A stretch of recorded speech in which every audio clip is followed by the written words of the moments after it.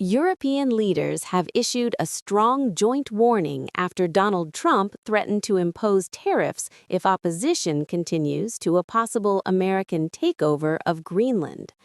Keir Starmer joined allies from Denmark, Finland, France, Germany, the Netherlands, Norway, and Sweden in declaring firm support for sovereignty and territorial integrity, saying these principles must not be undermined. The coordinated statement came after the U.S. president suggested a trade war could begin on February 1st, with levies starting at 10% and potentially rising to 25% by June if resistance to his plans did not end. The remarks caused shock across NATO, raising fears that long-standing unity within the alliance could be seriously damaged. In their response, the European governments stressed that Arctic security is a shared transatlantic interest and that recent Danish military exercises in the region posed no threat to any nation. They expressed full solidarity with Denmark and the people of Greenland and said they were ready to engage in dialogue, but only on the basis of respect for existing borders and international law. The leaders warned that tariff threats would weaken relations between Europe and the United States and could trigger a dangerous downward spiral at a time when cooperation is essential.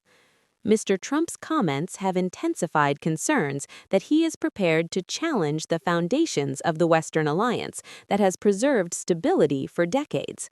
Politicians in Britain reacted angrily, with some MPs even suggesting that a planned state visit by King Charles to Washington later this year should be reconsidered. Senior conservative Simon Hoare condemned the president's behavior in unusually blunt language, reflecting the depth of unease in Westminster. Government ministers sought to balance criticism with caution. Culture Secretary Lisa Nandy described support for Greenland's sovereignty as non-negotiable and said the tariff proposal was deeply unhelpful and wrong. However, when questioned about the future of the royal visit, she highlighted the long and complex relationship between the UK and the United States rather than calling for cancellation. The dispute has become one of the most serious diplomatic clashes since Mr. Trump returned to office. European governments insist they remain committed to NATO and to working with Washington, yet they also made clear that intimidation over Greenland would not be accepted. For now, both sides face growing pressure to prevent the confrontation from escalating into a wider trade and security crisis.